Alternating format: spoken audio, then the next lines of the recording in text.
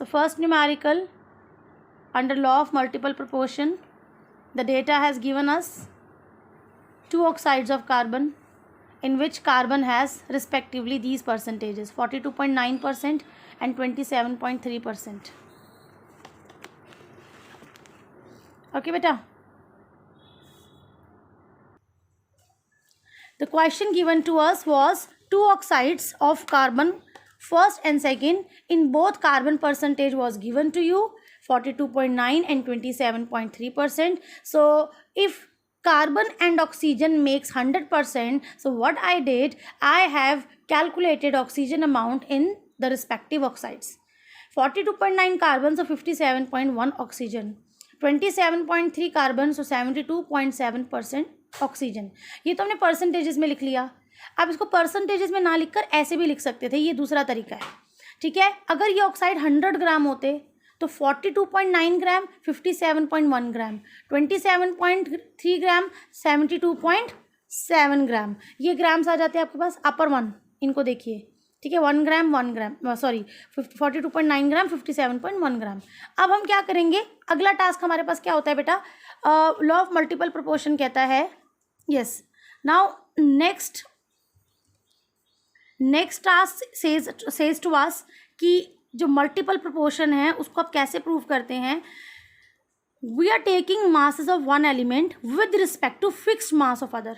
लेकिन यहाँ अगर आप ध्यान से देखो तो ऑक्सीजन अगर 57.1 और 72.7 का रेशियो आप लेना चाहो तो इधर दिख रहा था कार्बन था 42.9 एंड 27.3. ये तो कांस्टेंट नहीं है. अगर आप किसी भी एक एलिमेंट का रेशियो लेना चाहते हैं दोनों ऑक्साइड के लिए तो दूसरे वाला एलिमेंट फिक्स होना चाहिए. तो न्यूमेरिकल्स में ऐसे हमें इजी फिक्सेशन नहीं मिलता कि किसी नंबर से मल्टीप्लाई किया और हो गया. यहाँ हमें क्या करना पड़ता है, जिसको भी आप फिक्स करना चाहते हैं, जिस भी एलिमेंट को आप फिक्स करना चाहते हैं उसको 1 ग्राम पे फिक्स कर सकते हैं. So I have applied here unitary method. How I have done, see I have written in first case 57.1 gram of oxygen combines with 42.9 gram of carbon. ऐसे लिख दिया, कोई परेशानी नहीं है. ठीक है, उसके बाद अगर ये 1 ग्राम होता तो, अगर ये ऑक्सीजन 57.1 ग्राम नहीं 1 ग्राम होता तो, सो 1 ग्राम of oxygen combines with 42.9 by 57.1 gram of carbon. ठीक है, इस तरह से हमने किया बेटा. आंसर आया 0.751. मतलब समझो इस चीज़ को मैं टेबल में दिखा रही हूँ, आपको टेबल पे दिखा रही हूँ. ऑक्सीजन 57.1 ग्राम था, आपको उसको 1 बनाना है तो 1 बनाने के लिए आप उसको सेम नंबर से डिवाइड करेंगे. अगर आप इसको सेम नंबर से डिवाइड करेंगे तो इस ऑक्साइड में कार्बन भी तो था, कार्बन के अमाउंट को भी उसी नंबर से डिवाइड करना पड़ेगा. ऑक्सीजन तो बन गया 1 ग्राम. ठीक है, oxygen is looking like 1 gram.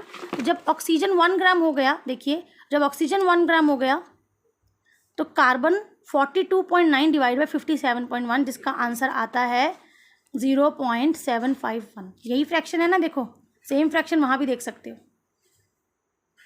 ठीक है बेटे, ऐसे करना है हमें. नेक्स्ट ऐसे हम सेकंड पार्ट करेंगे. सेकंड पार्ट में अगर मुझे इसको ऑक्सीजन को 1 ग्राम बनाना है तो 72.7 को 72.7 से डिवाइड करना पड़ेगा. लेकिन इसके केस में कार्बन भी डिवाइड होगा उसी नंबर से. तो ऑक्सीजन तो आया हमारे पास 1 ग्राम, लेकिन उसमें कार्बन कितना आया, कार्बन की वैल्यू ये दी हुई है, लिख रहा है. ठीक है, 0.376 ये आ गया. ठीक है बेटा, जब हमें दोनों में कार्बन का अमाउंट मिल गया, ये अमाउंट कौन सा है, ये वो मासेस हैं which are with respect to fixed amount of oxygen. And what is the amount fixed for oxygen, 1 gram.